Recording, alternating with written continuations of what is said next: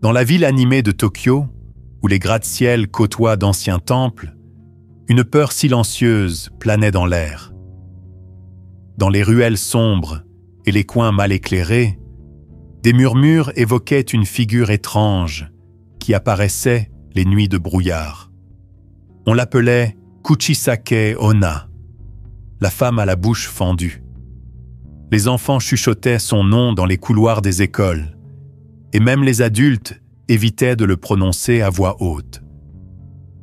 On disait que, lorsqu'elle rencontrait quelqu'un seul, elle posait une question simple mais fatale. « Suis-je belle ?» Les histoires suivaient toujours le même schéma. Elle portait un masque chirurgical, un accessoire courant à Tokyo, où les habitants l'utilisaient pour se protéger de la pollution ou des maladies. Mais ce qui la distinguait, c'était son regard vide et son aura effrayante. Ceux qui répondaient mal à sa question disparaissaient à jamais. Ce n'était qu'une rumeur. Du moins, c'est ce que tout le monde voulait croire. Depuis des siècles, la légende de Kuchisake Onna s'était propagée à travers le Japon. On racontait qu'à une époque lointaine, une femme d'une beauté exceptionnelle avait été sauvagement assassinée par son mari jaloux et violent. En proie à la rage, il l'accusa de trahison et lui fendit la bouche d'une oreille à l'autre, en ricanant « Qui te trouvera belle maintenant ?» Depuis, son esprit hantait les rues, cherchant vengeance contre les vivants. Au fil du temps, la légende s'était enrichie de détails encore plus sinistres. Certains affirmaient qu'elle n'apparaissait qu'à ceux qui s'aventuraient dans des endroits isolés. D'autres disaient qu'elle pouvait surgir n'importe où, à l'entrée d'un magasin, dans un parc, ou même au détour d'une rue près de chez vous. La seule certitude était sa question, et le destin effroyable réservé à ceux qui croisaient son chemin. Yuki, une lycéenne, ne croyait pas aux légendes urbaines. Pratique et terre-à-terre, elle préférait se concentrer sur ses études et son rêve de devenir journaliste d'investigation. Lorsque sa meilleure amie, Aiko, lui parla d'un élève de l'école qui aurait vu Kuchisake Onna près d'un parc voisin, Yuki éclata de rire et qualifia l'histoire de « bêtise » pour effrayer les enfants. Pourtant, l'expression de peur sur le visage d'Aiko resta gravée dans son esprit. Ce soir-là, alors qu'elle rentrait de la bibliothèque, Yuki décida de prendre un raccourci par une rue mal éclairée. Un vent glacial soufflait à travers la ruelle, et une étrange sensation d'inquiétude la saisit. Soudain, elle entendit des pas derrière elle. Lorsqu'elle se retourna, il n'y avait personne.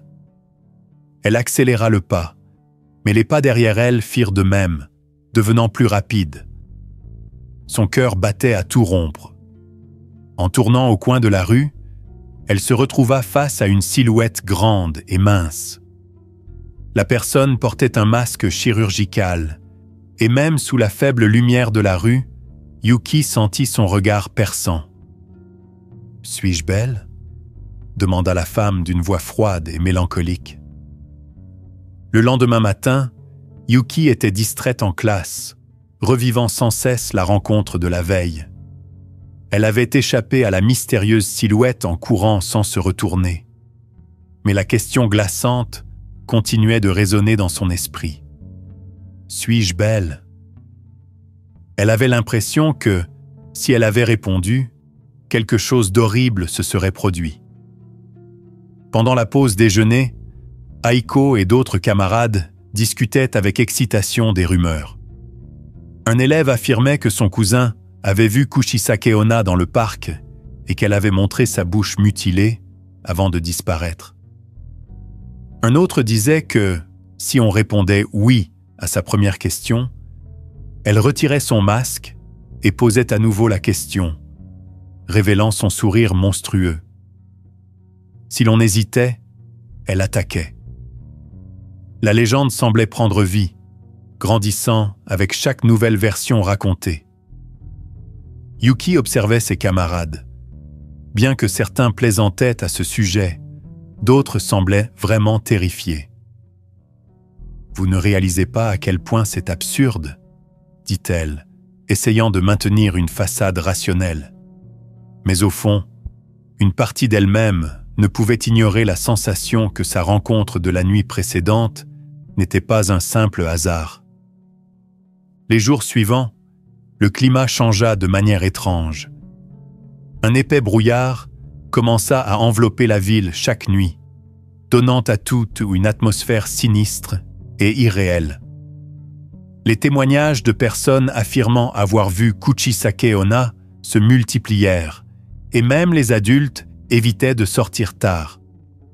La sensation qu'un danger invisible pesait sur Tokyo devenait presque palpable. Yuki essayait de rejeter l'incident, mais d'étranges coïncidences commencèrent à la hanter. Une nuit, alors qu'elle faisait ses devoirs, elle entendit un léger tapotement contre la fenêtre de sa chambre.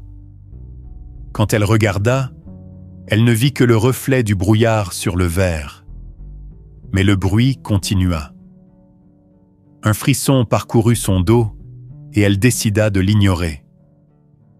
Le lendemain matin, dans le métro, Yuki sentit de nouveau cette sensation d'être observée.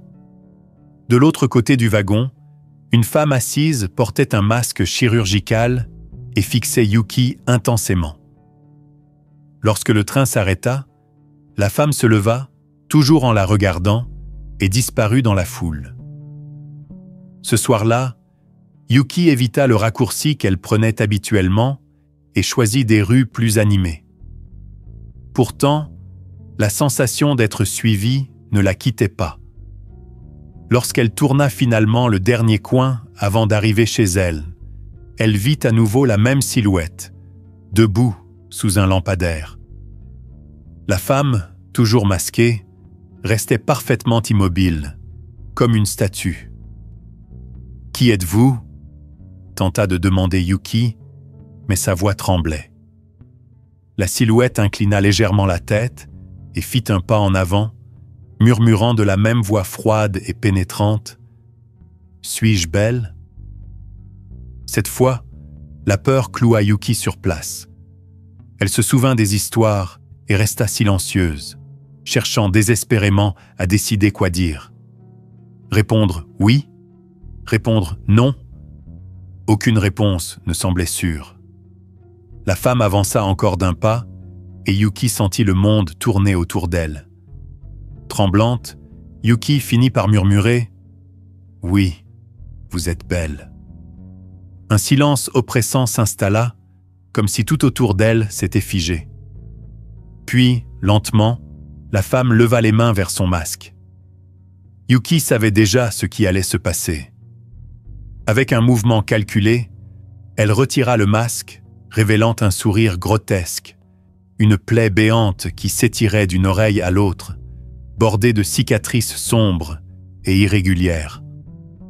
La femme inclina à nouveau la tête et posa une deuxième fois sa question, cette fois avec une voix plus menaçante. « Et maintenant ? Suis-je toujours belle ?» Yuki ne parvint pas à répondre. La vision était si terrifiante que ses jambes fléchirent sous elle. Paralysée par l'horreur, elle sentit la silhouette s'approcher. Mais avant que la femme ne puisse l'atteindre, un cri brisa le silence. Yuki tourna la tête et aperçut un couple marchant bruyamment dans la rue. Quand elle reporta son regard sur la silhouette, celle-ci avait disparu. Sauve, Yuki se hâta de rentrer chez elle, mais elle savait que cette rencontre la hanterait. Le lendemain, Yuki, déterminée à comprendre ce qui lui était arrivé, se plongea dans ses recherches. Elle consulta des forums en ligne, des articles anciens et même des archives poussiéreuses dans une bibliothèque. Elle découvrit que les apparitions de Kuchisake Onna n'étaient pas aléatoires. Elles semblaient survenir par cycles, souvent en période de troubles sociaux ou après des tragédies. Un article retint particulièrement son attention. Il racontait l'histoire d'une jeune femme nommée Hannah, disparue dans les années 1990 dans des circonstances similaires. Des témoins affirmaient avoir vu Hannah courir paniquée dans une rue déserte, murmurant des phrases incompréhensibles sur un masque et un sourire trop large. Le cas n'avait jamais été résolu, mais Yuki soupçonnait qu'il était lié à la légende. Elle remarqua également un détail récurrent. Certains survivants avaient décrit Kuchisake Onna comme hésitante lorsqu'on lui donnait des réponses inattendues ou qu'on la confrontait avec des questions. Une femme avait raconté avoir répondu par une question, ce qui avait désorienté l'esprit assez longtemps pour qu'elle s'échappe. Yuki nota ce détail, espérant qu'il pourrait lui sauver la vie si elle devait la revoir. Ce soir-là, absorbée par ses recherches, Yuki perdit la notion du temps. Lorsqu'elle réalisa qu'il était déjà tard, elle quitta précipitamment la bibliothèque. La ville était étrangement silencieuse, et le brouillard qui enveloppait les rues étouffait tous les sons. Chaque ombre semblait se mouvoir, et le bruit de ses propres pas résonnait étrangement dans l'air. Alors qu'elle traversait un parc désert, Yuki entendit des pas derrière elle. Elle accéléra le rythme, mais les pas suivaient, parfaitement synchronisés avec les siens. Terrifiée, elle se retourna brusquement, mais il n'y avait personne. Le brouillard épais semblait s'épaissir encore, l'entourant comme une barrière impénétrable. Soudain, une silhouette émergea du brouillard, bloquant son chemin. Yuki sentit son souffle se couper. C'était elle, la femme masquée, avec ses yeux vides et glaciales fixés sur elle. « Suis-je belle ?» demanda-t-elle de sa voix froide et monotone. Yuki resta figée, incapable de bouger ou de parler. La question résonnait dans l'air, comme un piège invisible.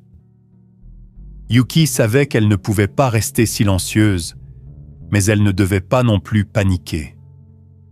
Inspirant profondément, elle tenta une approche différente, se rappelant les récits qu'elle avait lus. Sa voix tremblait légèrement lorsqu'elle répondit « Pourquoi voulez-vous savoir ?» La femme s'arrêta net, semblant déconcertée par cette réponse inattendue. Mais après un bref instant de silence, elle inclina la tête et avança d'un pas. Cette fois, sa voix devint plus insistante, presque agressive. « Suis-je belle ?» Yuki réalisa que le bruit des pas ne venait plus seulement de la silhouette devant elle. Cela semblait provenir de toutes les directions, comme si des ombres invisibles s'étaient jointes à la scène. La tension dans l'air devenait insoutenable. Elle se sentait encerclée, seule face à une présence qui semblait se multiplier dans le brouillard. Malgré la terreur qui la paralysait, Yuki savait qu'elle devait rester calme. Si elle montrait la moindre faiblesse, la situation pourrait dégénérer rapidement. Avec une voix hésitante mais claire, elle osa demander « Vous portez ce masque parce que vous craignez la réponse ?» Ces mots semblèrent surprendre la femme, qui demeura immobile pendant quelques secondes. Puis, lentement, elle leva la main vers son visage. En un mouvement fluide, elle retira son masque, révélant son visage mutilé. Une bouche béante, déchirée d'une oreille à l'autre, formait un sourire terrifiant. « Et maintenant, suis-je toujours belle ?» chuchota-t-elle, sa voix glaciale faisant frissonner Yuki. La jeune fille pouvait distinguer chaque cicatrice, chaque imperfection qui formait ce sourire grotesque. Mais elle savait qu'elle ne devait pas céder à la peur. Rassemblant tout son courage, elle répondit « Pourquoi cela devrait-il importer ?» Une nouvelle fois, la femme sembla troublée. Mais l'atmosphère oppressante persistait, et Yuki savait qu'elle n'avait gagné qu'un bref répit. Yuki tenta de reculer, mais ses jambes semblaient lourdes, comme ancrées au sol. La femme restait immobile, mais ses yeux vides suivaient chaque mouvement de Yuki, perçant jusqu'au plus profond de son être. Chaque pas qu'elle faisait en arrière semblait inciter la silhouette à avancer, réduisant peu à peu la distance qui les séparait. Quand elle réussit enfin à bouger, Yuki tourna brusquement et se mit à courir. Le bruit des pas derrière elle résonnait plus fort à chaque seconde, comme si une foule invisible la poursuivait. Elle traversa des rues, tourna à des intersections, espérant échapper à son poursuivant. Mais ce sentiment oppressant d'être observée ne la quittait jamais. Alors qu'elle tournait un dernier coin, elle trébucha et tomba à genoux sur le sol froid. En levant les yeux, son cœur se figea. La même silhouette se tenait là, immobile, comme si elle l'avait attendu tout ce temps. La terreur menaçait de l'envahir complètement, mais une flamme de détermination s'alluma en elle. Yuki comprit qu'elle ne pouvait plus fuir. Il était temps d'affronter la légende. Le lendemain, malgré la fatigue et les souvenirs encore vifs de sa rencontre, Yuki décida de suivre une piste qu'elle avait trouvée dans ses recherches. Un vieil article mentionnait une chirurgienne plastique, la docteure Miyako, qui prétendait connaître des détails sur l'origine de la légende de Kuchisake Onna. Yuki trouva l'adresse de sa clinique et s'y rendit, déterminée à obtenir des réponses. La clinique était un bâtiment ancien, avec des rideaux fermés et une atmosphère lourde. Elle ressemblait davantage à un mausolée qu'à un lieu médical. À l'intérieur, une femme âgée à l'air fatigué accueillit Yuki. Lorsque celle-ci mentionna Kuchisake Onna, l'expression de la docteure changea immédiatement. « Vous ne devriez pas vous mêler de ça », dit-elle d'un ton grave. Mais Yuki insista, racontant ce qu'elle avait vécu. Finalement, la docteure Miyako lui raconta l'histoire d'Akemi, une femme qui avait cherché désespérément son aide des années auparavant. Akemi avait été défigurée par une attaque brutale et voulait retrouver son visage. Mais elle ne survécut pas aux complications de l'opération. Peu après sa mort, les rumeurs sur Kuchisake Onna commencèrent à se répandre. « Elle ne cherche pas seulement la vengeance », murmura la docteure. « Elle veut que quelqu'un comprenne sa douleur. » Avant que Yuki ne quitte la clinique, la docteure Miyako lui remit un objet inattendu. Un vieux journal intime qu'elle affirmait avoir appartenu à Akemi. C'était un carnet usé, avec des pages tachées et une écriture de plus en plus irrégulière. En le lisant, Yuki découvrit des récits troublants sur les derniers jours d'Akemi. Akemi décrivait sa vie passée, admirée pour sa beauté, mais aussi marquée par la jalousie et le contrôle de son mari. Vers les dernières pages, ses écrits devenaient désordonnés, presque incohérents. Elle parlait de cauchemars peuplés de visages souriants, du son de pas dans l'obscurité et d'un besoin irrésistible de poser la question. La dernière phrase du journal fit frissonner Yuki. « Si personne ne peut me voir tel que je suis, je ne cesserai jamais de demander. » Ces mots confirmèrent ses soupçons. Kuchisake Onna n'était pas seulement un esprit vengeur, mais une âme tourmentée, enfermée dans une spirale de douleur et de rejet. En réfléchissant à tout ce qu'elle avait appris, Yuki commença à voir l'histoire d'Akemi sous un autre angle. Son malheur ne se résumait pas à son visage mutilé. Il était enraciné dans des trahisons profondes, celle de son mari, qui l'avait blessée, celle de la société, qui l'avait jugé pour sa beauté, et enfin, celle d'un destin qui l'avait laissé seul et oublié. Mais cette compréhension ne suffisait pas à briser la malédiction. Yuki savait qu'Akemi était toujours prisonnière de son chagrin et de sa colère. Pour la libérer, il faudrait lui offrir quelque chose qu'aucune autre victime n'avait osé lui donner. Une véritable reconnaissance de son humanité et de sa souffrance. Yuki se rappela un élément clé de ses recherches. Dans les rituels traditionnels japonais, les miroirs étaient utilisés pour refléter la vérité aux esprits perdus.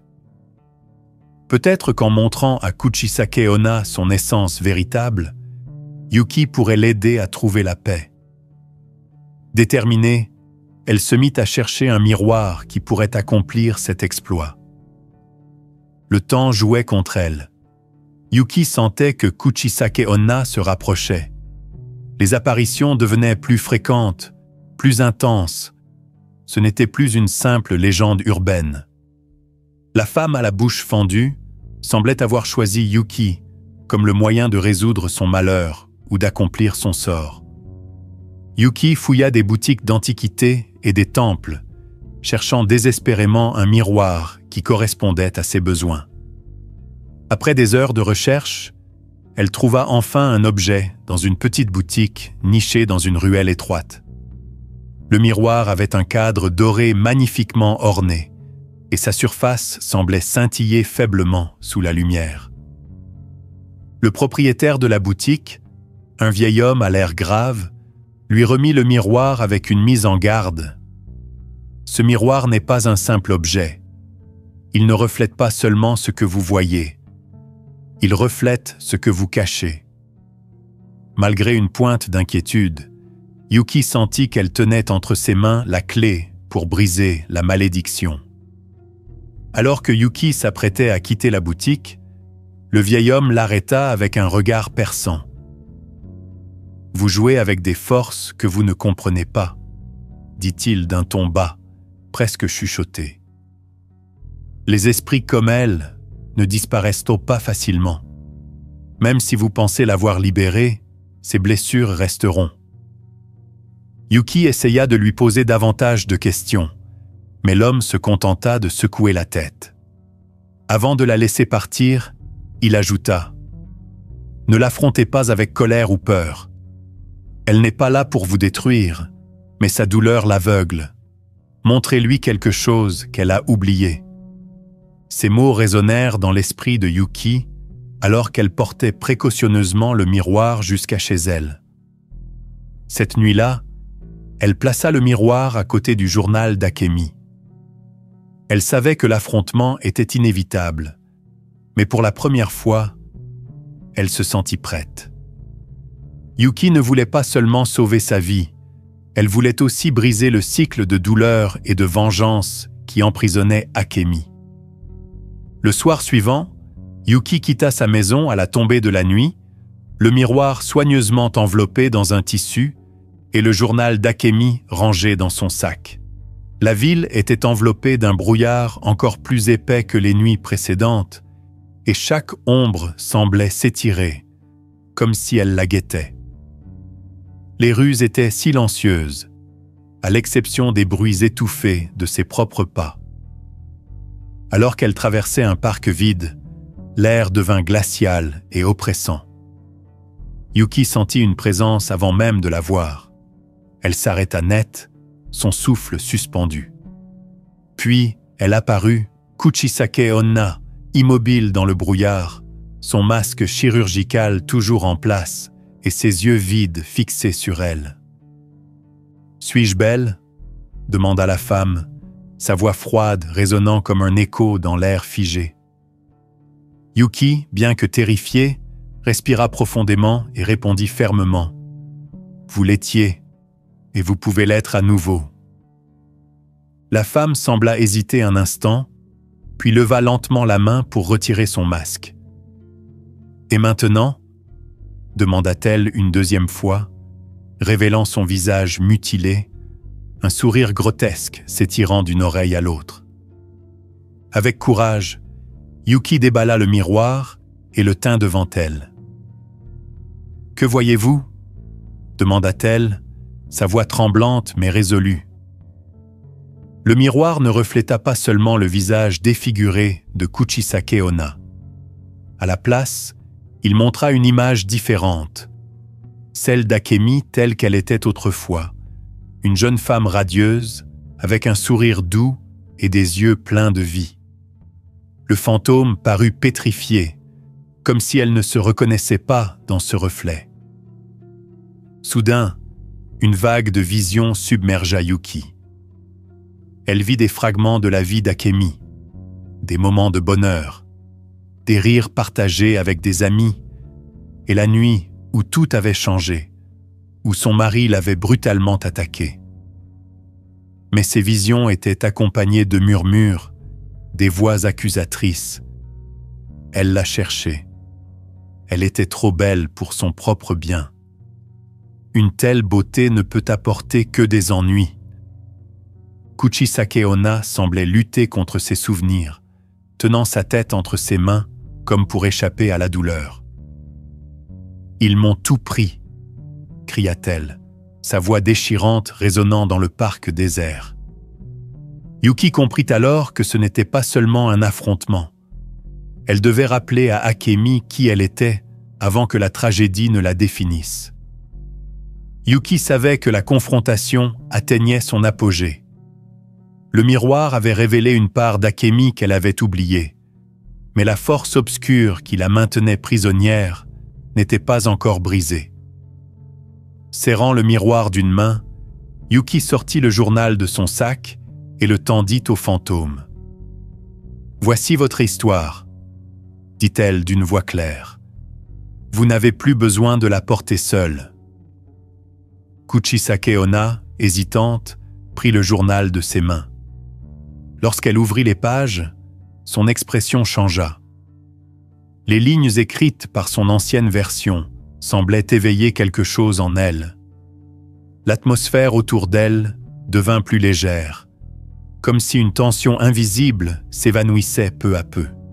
« Je n'ai jamais voulu ça », murmura-t-elle, des larmes invisibles semblant couler de ses yeux. Mais soudain, une rafale de vent glacial enveloppa Yuki, comme si une force invisible cherchait à l'entraîner dans le néant. « Vous ne pouvez pas affronter cela seul !» cria Yuki, serrant le miroir avec toute son énergie. Elle sentit une connexion se former entre elle, le miroir et Akemi, une union qui semblait canaliser la lumière et briser les chaînes de la malédiction. Lorsque le vent se calma enfin, Kuchisake Onna regarda Yuki avec une expression différente. Ses yeux n'étaient plus vides ou furieux, mais remplis de tristesse et d'une étrange gratitude. Sa voix, douce et tremblante, révéla une vérité qu'elle avait portée seule pendant des décennies. Je pose cette question parce que je n'ai jamais su la réponse, même pour moi-même.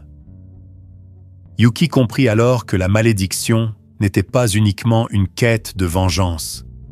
C'était une âme perdue, désespérée de comprendre son identité et de retrouver la dignité qu'on lui avait volée. « Vous êtes plus que ce qu'ils vous ont fait », répondit Yuki avec douceur. « Vous n'avez plus besoin de leur jugement. » Le fantôme acquiesça faiblement et une lumière dorée commença à l'envelopper. Peu à peu, Kuchisake Onna se dissipa, son essence se transformant en petites particules lumineuses qui montaient vers le ciel. Avant de disparaître complètement, elle murmura un dernier mot, « Merci ». Debout dans le silence du parc, Yuki sentit que tout était enfin terminé. Le miroir, désormais immobile, semblait être redevenu un simple objet.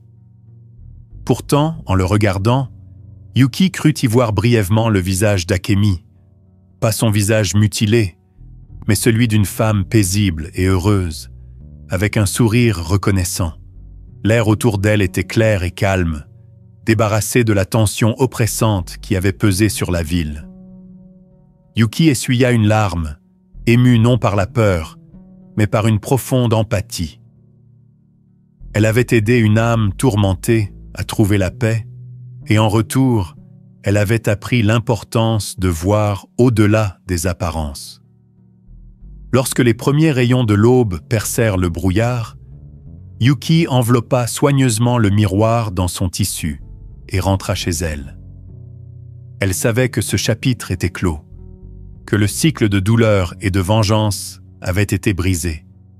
Dans les jours qui suivirent, Yuki repensa souvent à la dernière question d'Akemi. « Suis-je belle ?» Cette fois, ce n'était plus une question menaçante, mais une véritable quête de réconfort et de vérité. En offrant une réponse empreinte de compassion et de compréhension, Yuki avait donné à Akemi ce que personne n'avait jamais pu lui offrir. Une reconnaissance de sa valeur, au-delà de son apparence ou de ses blessures. Le miroir, désormais posé sur son bureau, semblait n'être qu'un simple objet. Mais pour Yuki, il représentait bien plus. Il était le symbole de tout ce qu'elle avait appris. La nécessité de voir et de comprendre la souffrance des autres, et le pouvoir de la bienveillance. Une nuit, alors que Yuki jetait un coup d'œil au miroir, elle crut voir une dernière fois Akemi. Mais ce n'était pas son visage mutilé. C'était une vision paisible, son sourire doux et sincère, empreint de gratitude. Yuki ressentit un profond soulagement, comme si Akemi s'était manifesté pour lui dire un dernier adieu.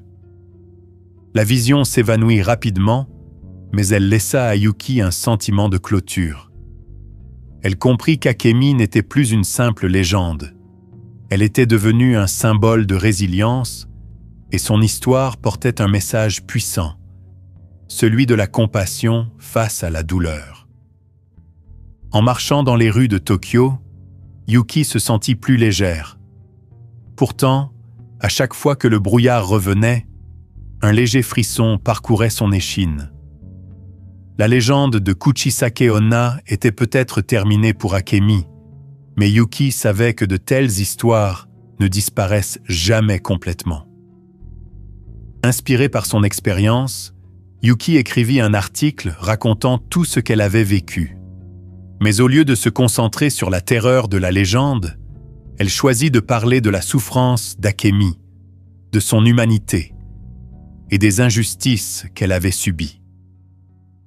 Son histoire toucha de nombreuses personnes, et bientôt, des lecteurs commencèrent à partager leurs propres récits de douleur et de résilience. Yuki comprit alors que la malédiction d'Akemi n'était pas seulement une tragédie personnelle. Elle était le reflet d'une société qui jugeait les gens sur leur apparence et ignorait leurs blessures profondes. Même si la vie de Yuki reprit son cours normal, elle ne put jamais oublier les nuits passées dans le brouillard. Chaque fois qu'elle passait dans une rue déserte, elle sentait une présence familière. La légende de Kuchisake Onna était terminée, mais son souvenir restait vivant, comme un rappel silencieux du pouvoir de la compassion. Les légendes, après tout, ne meurent jamais vraiment.